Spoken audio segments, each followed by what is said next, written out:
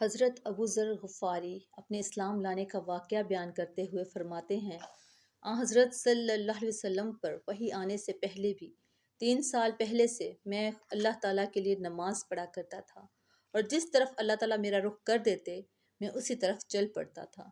اسی زمانہ میں ہمیں معلوم ہوا کہ مکہ معظمہ میں ایک شخص ظاہر ہوا ہے، اس کا دعویٰ ہے کہ وہ نبی ہے۔ یہ سن کر میں نے اپنے بھائی انیس سے کہا، تم اس شخص کے پاس جاؤ، اس سے بات چیت کرو اور آ کر مجھے اس بات چیت کے بارے میں بتاؤ۔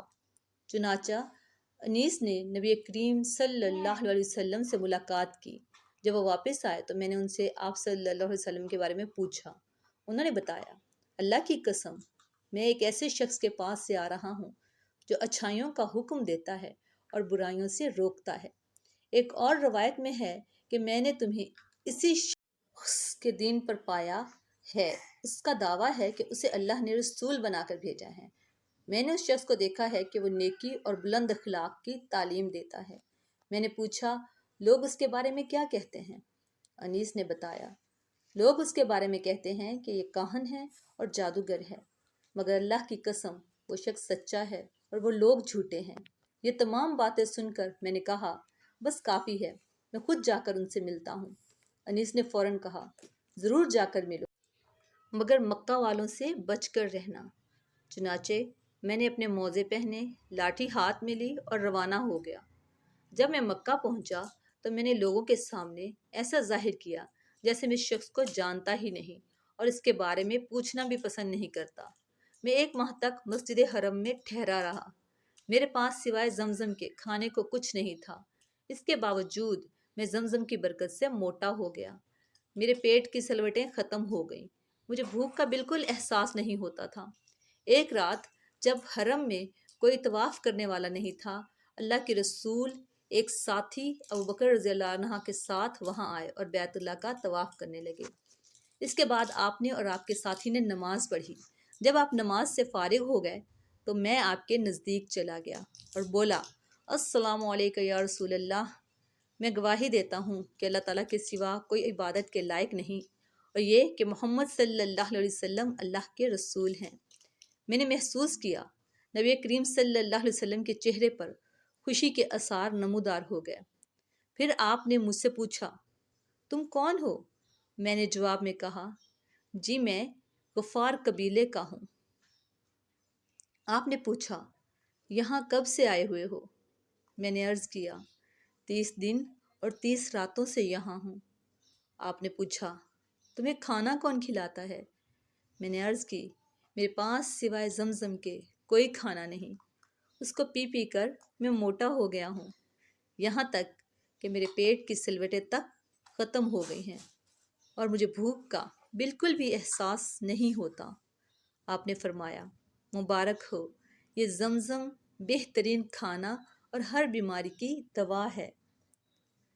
زمزم کے بارے میں احادیث میں آتا ہے کہ اگر تم آب زمزم کو اس نیت سے پیو کہ اللہ تعالیٰ تمہیں اس کے ذریعے بیماریوں سے شفا عطا فرمائے تو اللہ تعالیٰ شفا عطا فرماتا ہے، اور اگر اس نیت سے پیا جائے کہ اس کے ذریعے پیٹ بھر جائے اور بھوک نہ رہے تو آدمی کا پیٹ بھر جاتا ہے اور وہ شکم سیر ہو جاتا ہے۔ اگر اس نیت سے پیا جائے کہ پیاس کا اثر باقی نہ رہے تو پیاس ختم ہو جاتی ہے۔ اس کے ذریعے اللہ تعالیٰ نے اسماعیل علیہ السلام کو سیراب کیا تھا۔ ایک حدیث میں آتا ہے کہ جی بھر کر زمزم کا پانی پینا اپنے آپ کو نفاق سے دور کرنا ہے، اور ایک حدیث میں ہے کہ ہم میں اور منافقوں میں یہ فرق ہے کہ وہ لوگ زمزم سے سیرابی حاصل نہیں کرتے۔ ہاں، تو بات ہو رہی تھی حضرت ابو ذر غفاری کی۔ کہا جاتا ہے ابو ذر غفاری اسلام میں پہلے آدمی ہیں جنہوں نے آپ صلی اللہ علیہ وسلم کو اسلام کے الفاظ کے مطابق سلام کیا۔ ان سے پہلے کسی نے آپ صلی اللہ علیہ وسلم کو ان الفاظ میں سلام نہیں کیا تھا۔ آپ ابو ذر نے آپ صلی اللہ علیہ وسلم سے اس بات پر بیعت کی کہ اللہ تعالیٰ کے معاملے میں وہ کسی ملامت کرنے والے کی ملامت سے نہیں گھبرائیں گے، اور یہ کہ ہمیشہ حق اور سچی بات کہیں گے، چاہے حق سننے والے کے لیے کتنا ہی کڑوا کیوں نہ ہو۔ یہ حضرت ابو ذر حضرت ابو بکر صدیق کی وفات کے بعد ملک شام کے علاقے میں ہجرت کر گئے تھے۔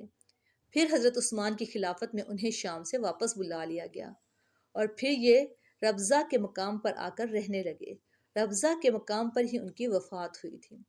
ان کے ایمان لانے کے بارے میں ایک روایت یہ ہے کہ جب یہ مکہ معظمہ آئے تو ان کی ملاقات حضرت علی سے ہوئی اور حضرت علی نے ہی ان کو آپ صلی اللہ علیہ وسلم سے ملوایا تھا۔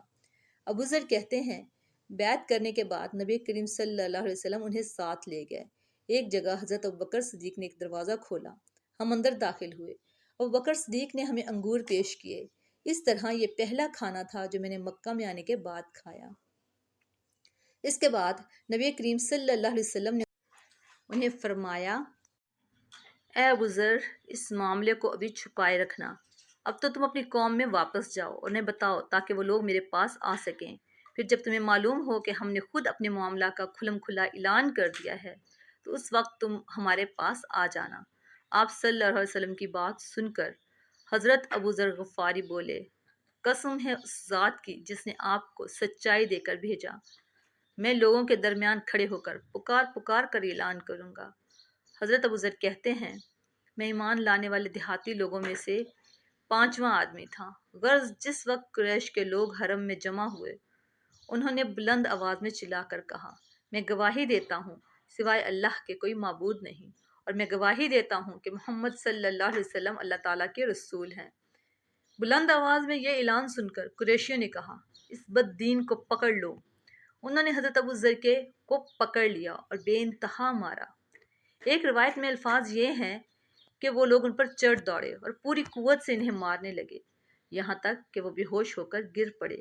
اس وقت حضرت عباس درمیان میں آ گئے، وہ ان پر جھک گئے اور قریشیوں سے کہا، تمہارا برا ہو، کیا تمہیں معلوم نہیں کہ یہ شخص قبیلہ غفار سے ہے اور ان کا علاقہ تمہاری تجارت کا راستہ ہے؟ ان کے کہنے کا مطلب یہ تھا کہ قبیلہ غفار کے لوگ تمہارا راستہ بند کر دیں گے۔ اس پر انہوں نے انہیں چھوڑ دیا۔ ابو ذر فرماتے ہیں اس کے بعد میں زمزم کے کنویں کے پاس آیا، اپنے بدن سے خون دھویا۔